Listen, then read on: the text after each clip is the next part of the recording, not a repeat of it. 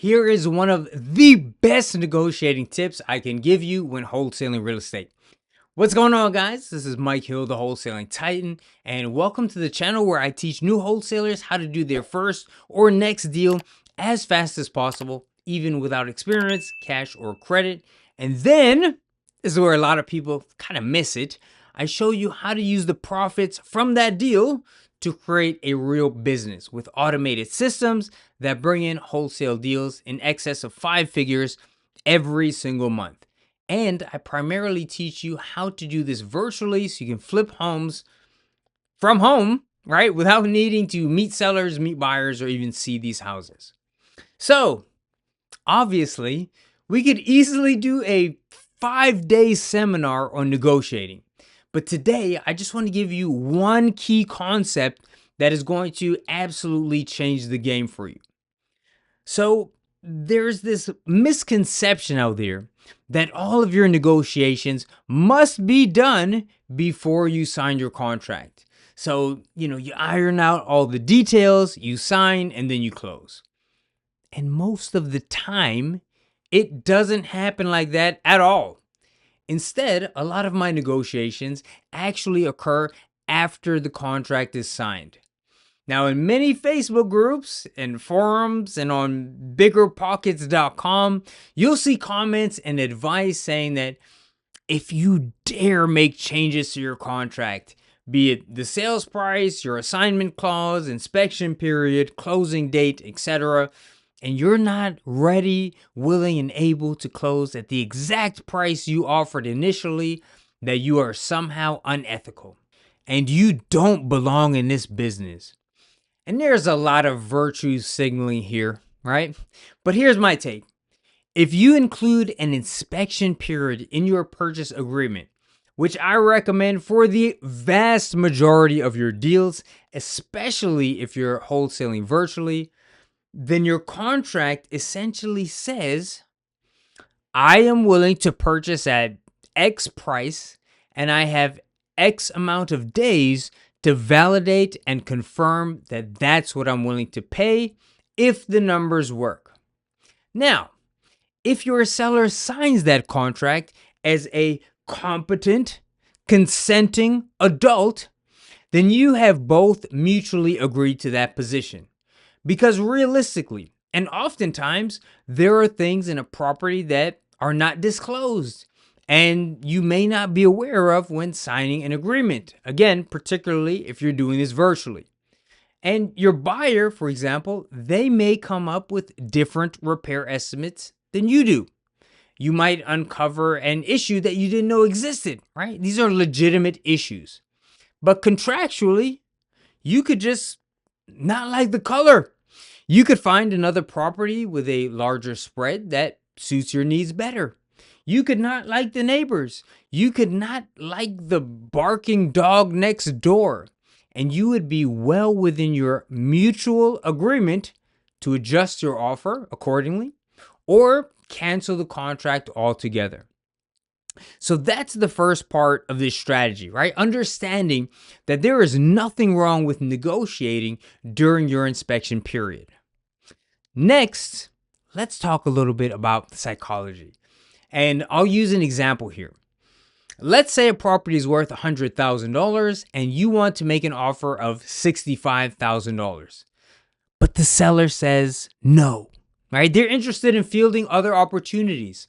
They're not committed to you, and they kind of want to play the field. So rather than let the deal die, let's say you offer $75,000. Now, you know it's a little bit high, but you lock your contract up so you have control and you have the legal equitable interest to resell. Maybe you'll find a buyer that's willing to pay a little bit higher, and you do your best to market the property. Now, let's say a buyer comes and takes a look at the property and, maybe they tell me, Mike, we like it, but based on XYZ factors, the most I can pay is $75K. Well, I'm buying at $75K, and now I'm looking to sell it at $75. There's seemingly no profit. But now I have a buyer on the hook. And in most cases, if they offer $75, I can probably get them up to $80,000. But I have certainty I know I have this sold at 75K. So now I just have to get the seller to come down. So I'll go back to the seller and I'll say, yes, we're still interested in the deal, but as you know, we did the walkthrough slash, inspection, and XYZ reasons puts our repair costs a little bit higher than originally thought. So I'd still like to do the deal, and I can get you out of here, by the way, cash in your pocket in the next 2 to 3 weeks, but we need to be at $70,000. And here's where there's some psychology involved. All right.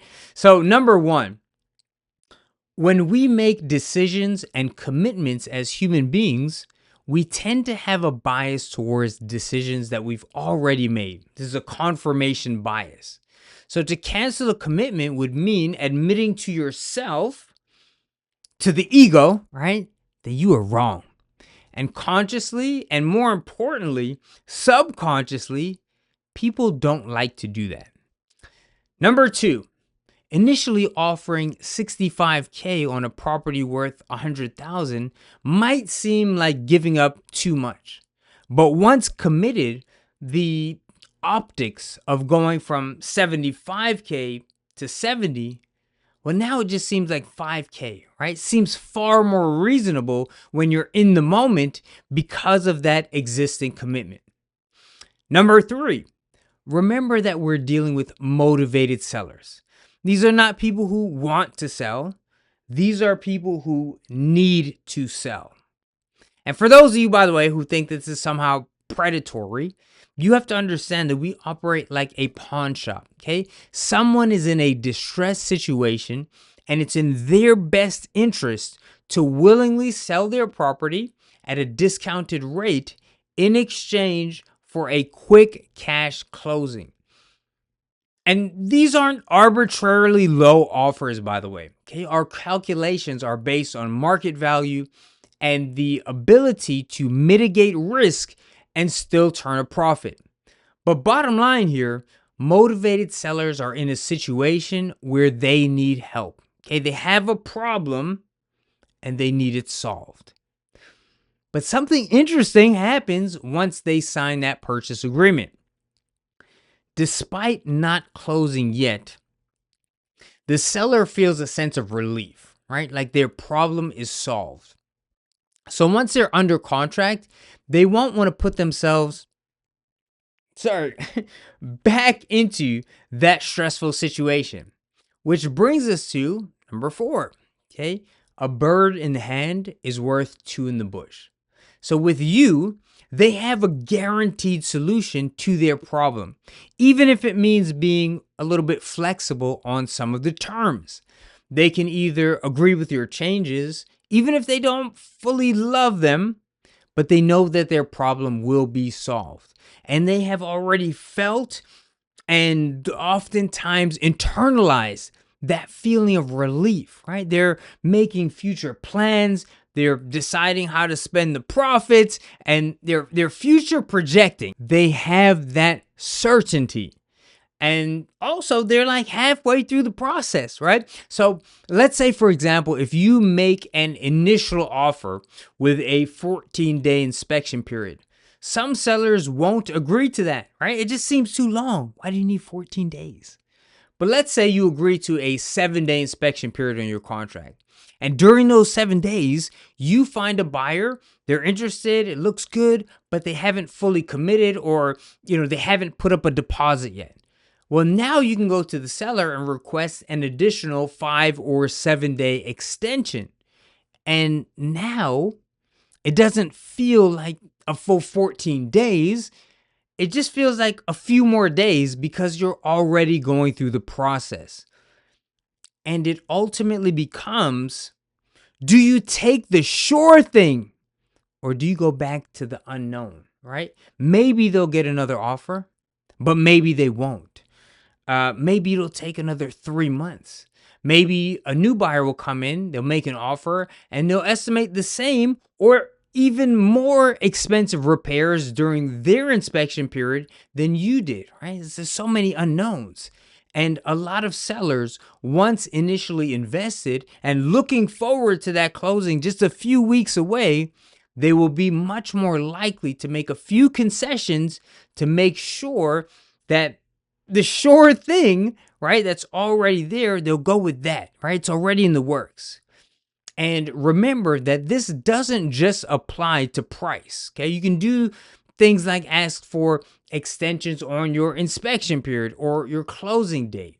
Like, is a seller really going to deny you a 5-day closing extension only, to something they agreed on, only to go back to market and start the process all over again when it could take months? So I'll give you one more example here, a quick example. And this is a hack, right? That this hack will get you more contracts accepted. So when you sign a contract, you can submit it as assignable or non-assignable. Now, some sellers and especially agents view assignable contracts as more risky because, and justifiably so in some cases, but they view it as a sign that you might not close, right? There's less investment, there's less liability. So if you and I, right, both submitted the same contract at the same price with the same inspection period, same closing date, same contingencies, and I make my contract non-assignable and you make your contract assignable, I'm going to get my contract accepted 99% of the time. Now, let's say that the profit spread is relatively small, right? So let's say it's less than 10K and your contract is non-assignable. It isn't really ideal to double close, which would cost you a little bit more in closing costs.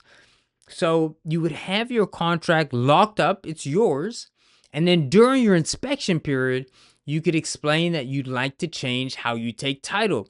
You could be fully transparent and just say you're wholesaling, or you could say I'm doing a quick flip, or you could say you have a partner or buyer who's going to take over the contract and close, or you aren't sure how you want to take title, right? Could be in your name, could be your LLC, could be a newly formed LLC, could be an LLC you're thinking about forming with a partner, right? It doesn't really matter. And you don't want to quit claim the deed later. So once you provide that reasonable justification, you can advise that you're going to submit an addendum changing the buyer name to take title, aka allowing the assignment, because remember, any addendum overrides, supersedes what's in your contract, right? And then be sure to explain that all of the terms and conditions, i.e., the cash that they put in their pocket, will remain the same. And they're going to agree like 80 plus, 90 plus percent of the time. And in that case, you'll make your 10K. But even if they don't agree, you still have a valid signed executed contract. And in that case, you can just double close and you'll make 8,000 instead of 10,000. So the takeaway here is this, okay? It's often far more effective to do your negotiations in smaller pieces, right? You kind of massage the deal until it works, as opposed to trying to get everything up front in the very beginning. Now, I don't play poker. I don't even know how to play poker, but I'm pretty sure it's common knowledge that you do not show your entire hand in the beginning of the game. So again, right, the takeaway here is to negotiate in small steps throughout the deal. And if you want more tips on negotiations, on negotiating, there's an entire training on this inside of Wholesaling with Mike University that I want to give you for free. Okay, this includes my entire step-by-step wholesaling training course, resources, forms, contracts, tools, and even a free trial of my AI-based wholesaling software. It does all your marketing for you, largely on autopilot. And know this, right? On the subject of negotiating, becoming a skilled negotiator is not some natural talent, okay? I have been taught it. I've taught it to students, and I guarantee you I can teach this to absolutely anybody. without being, aggressive or alpha or unfair or pushy.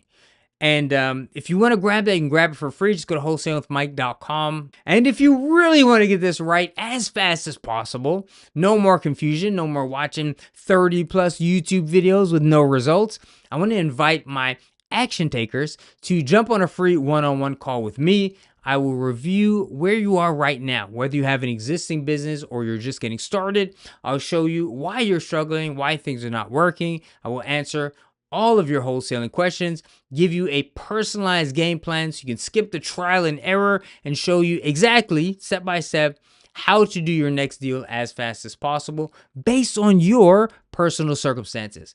There's no sales pitch here. This is a call that I do a few times a week for my followers. The call is absolutely free, but spots are limited and they do fill up each and every week.